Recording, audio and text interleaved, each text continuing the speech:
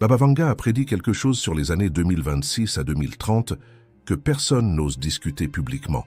Et ce que j'ai découvert dans ces prophéties correspond exactement à ce qui vient d'être décidé à Davos lors du dernier Forum économique mondial.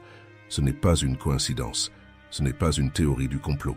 C'est une convergence troublante entre les visions d'une prophétesse aveugle bulgare décédée en 1996 et les décisions prises par les leaders les plus puissants de la planète en janvier 2026. Baba Vanga a spécifiquement mentionné que les années 2026 à 2030 marqueraient le début d'un nouveau cycle mondial, un cycle où les anciennes structures de pouvoir seraient dissoutes pour faire place à un système complètement différent. Elle a parlé d'un grand rassemblement des puissants dans les montagnes, où des décisions irréversibles seraient prises pour l'humanité entière. Elle a dit que ces décisions ne seraient pas annoncées ouvertement, mais cachées derrière des mots comme progrès, durabilité et sécurité. Et c'est exactement ce qui vient de se passer à Davos. Pendant que le monde regardait ailleurs, pendant que les médias traditionnels couvraient les discours officiels et les poignées de main diplomatiques, des accords ont été conclus dans des salles fermées, des protocoles ont été signés, des calendriers ont été établis. Et tout cela correspond point par point aux prédictions que Baba Vanga a faites il y a plus de 30 ans. Dans les prochaines minutes, je vais vous révéler les 3 prophéties spécifiques de Baba Vanga pour 2026 à 2030. Je vais vous montrer comment elles s'alignent avec ce qui a été décidé à Davos. Et je vais vous expliquer ce que cela signifie concrètement pour votre vie, votre liberté et votre avenir. Parce que ce qui a été scellé dans ces réunions ne concerne pas seulement l'économie ou la politique, cela concerne le contrôle total de l'humanité à un niveau que nous n'avons jamais connu auparavant. Mais avant de continuer, si ce contenu résonne en vous, si vous sentez qu'il y a quelque chose de plus grand qui se joue en ce moment, likez cette vidéo et abonnez-vous à la chaîne pour que je puisse continuer à partager ces informations avec ceux qui cherchent la vérité au-delà des narratives officielles. Commençons par ce que Baba Vanga a réellement dit. Contrairement à Nostradamus qui utilisait des quatrains cryptiques, Baba Vanga parlait de manière plus directe, bien que symbolique. Ces prophéties étaient transmises oralement à ceux qui la consultaient, et beaucoup ont été documentés par ses proches avant sa mort en 1996. La première prophétie pour cette période dit textuellement « Quand les maîtres du monde se réuniront dans les montagnes enneigées, ils décideront du sort de millions sans que personne ne le sache vraiment. Ils parleront d'un nouveau contrat, mais ce contrat ne sera pas avec les peuples, il sera contre eux. » Davos se trouve dans les Alpes suisses, à 1560 mètres d'altitude, entouré de montagnes enneigées. Le Forum économique mondial, qui vient de s'y tenir en janvier 2026, a réuni plus de 3000 participants, incluant des chefs d'État, des PDG des plus grandes corporations mondiales, des banquiers centraux et des leaders technologiques. Et le thème principal de cette année était précisément la création d'un nouveau contrat social mondial. Mais voici ce que les médias ne vous disent pas. Dans les sessions à huis clos, celles auxquelles seuls les participants de niveau le plus élevé ont accès, des discussions ont eu lieu sur l'implémentation accélérée de systèmes de contrôle numérique global. On parle d'identités numériques obligatoires d'ici 2028, de monnaies numériques de banques centrales qui remplaceront progressivement l'argent liquide, de systèmes de crédit social inspirés du modèle chinois, mais adaptés à l'Occident. Baba Vanga a vu cela il y a des décennies. Elle a dit que les gens accepteraient volontairement ces chaînes parce qu'elles seraient présentées comme des solutions à des crises créées intentionnellement. Elle a parlé d'une grande peur qui pousserait l'humanité à abandonner sa liberté pour une illusion de sécurité. La deuxième prophétie est encore plus spécifique et troublante. Baba Vanga a déclaré « Entre 2026 et 2030, une nouvelle forme de maladie apparaîtra, mais cette fois, elle ne viendra pas de la nature. Elle sera créée dans des laboratoires et utilisée pour justifier un contrôle permanent sur les corps et les mouvements des gens. » Maintenant, regardez ce qui a été discuté à Davos. L'Organisation mondiale de la santé, présente en force au forum, a présenté son nouveau traité pandémique qui doit être ratifié par les États membres d'ici 2027.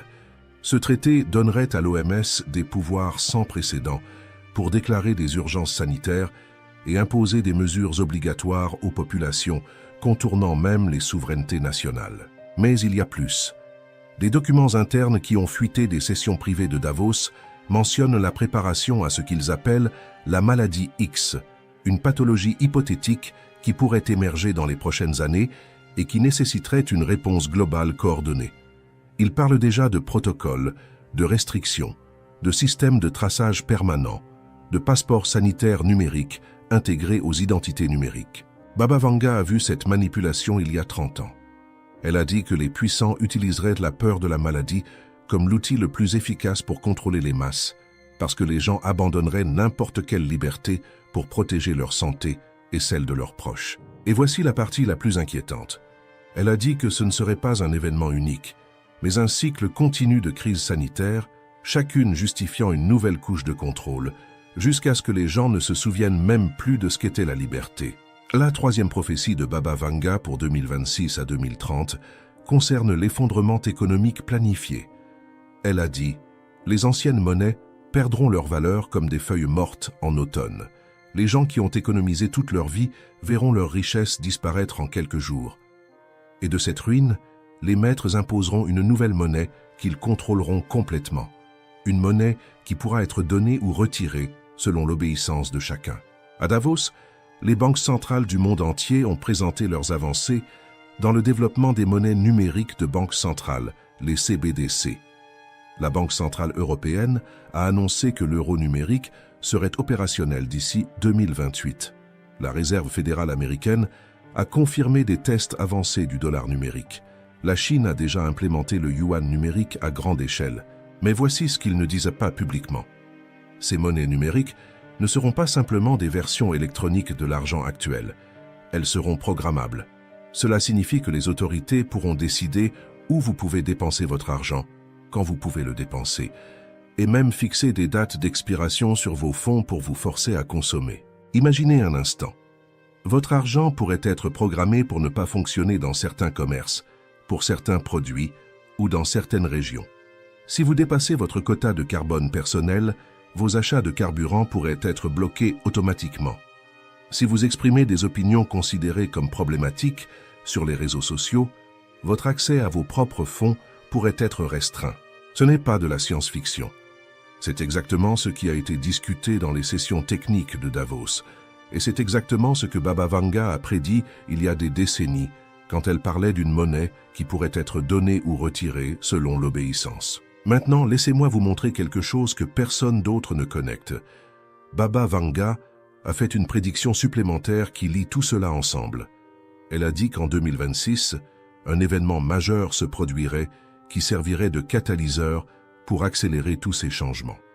Elle a parlé d'une grande perturbation qui viendrait de l'Est et qui créerait une peur suffisante pour que les populations acceptent des mesures qu'elles auraient rejetées en temps normal. En ce moment même, les tensions géopolitiques entre l'Occident et l'axe formé par la Russie, la Chine et leurs alliés atteignent des niveaux critiques. À Davos, des scénarios de conflit ont été discutés en privé, non pas pour les éviter, mais pour planifier comment les utiliser pour restructurer l'ordre mondial. Il y a un concept en stratégie politique appelé le choc et la doctrine. L'idée est simple.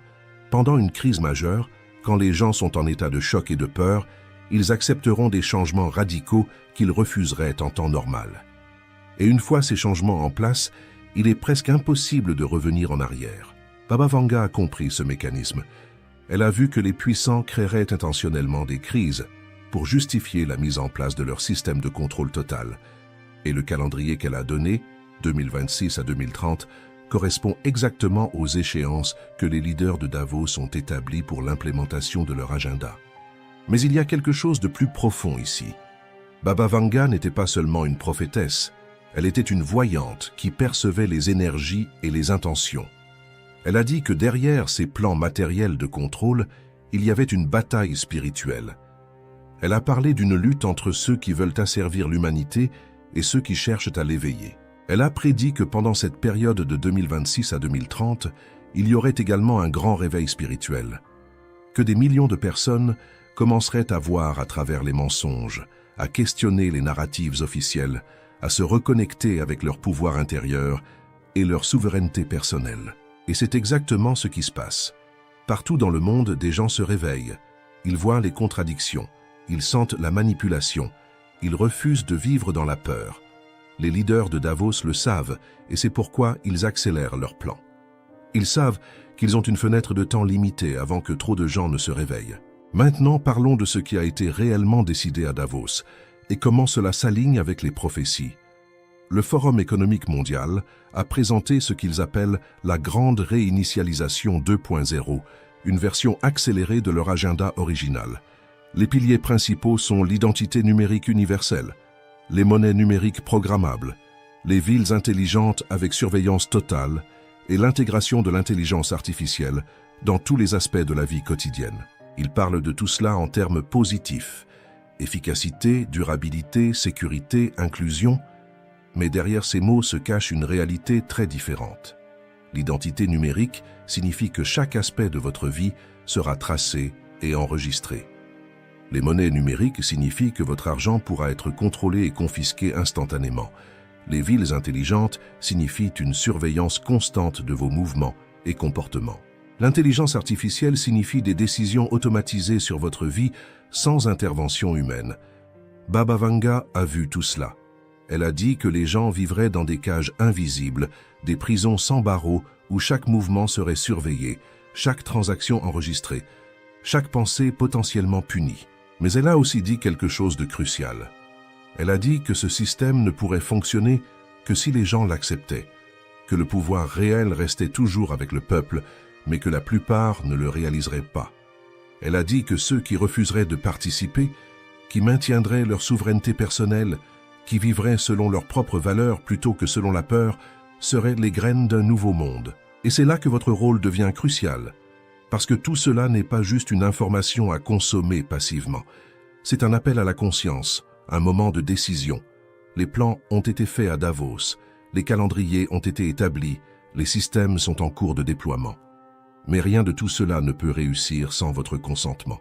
Chaque fois que vous acceptez sans questionner, vous donnez votre pouvoir. Chaque fois que vous vivez dans la peur plutôt que dans la conscience, vous renforcez leur système. Chaque fois que vous choisissez la commodité au détriment de la liberté, vous construisez votre propre prison. Mais l'inverse est également vrai.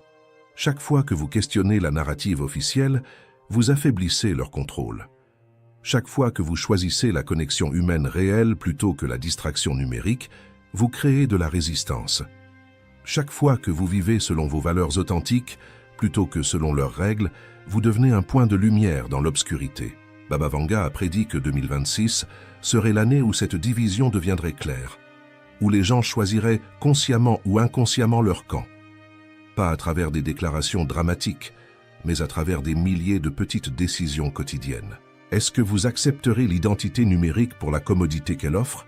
Ou est-ce que vous maintiendrez votre vie privée même si c'est moins pratique? Est-ce que vous utiliserez les monnaies numériques programmables parce que tout le monde le fait? Ou est-ce que vous chercherez des alternatives qui préservent votre autonomie financière? Est-ce que vous vivrez dans la peur de la prochaine crise annoncée? Ou est-ce que vous cultiverez la paix intérieure et la résilience? Les prophéties de Baba Vanga pour 2026 à 2030 ne sont pas des sentences de mort, ce sont des avertissements. Des opportunités de se préparer, de se réveiller, de choisir consciemment. Elle a vu deux futurs possibles.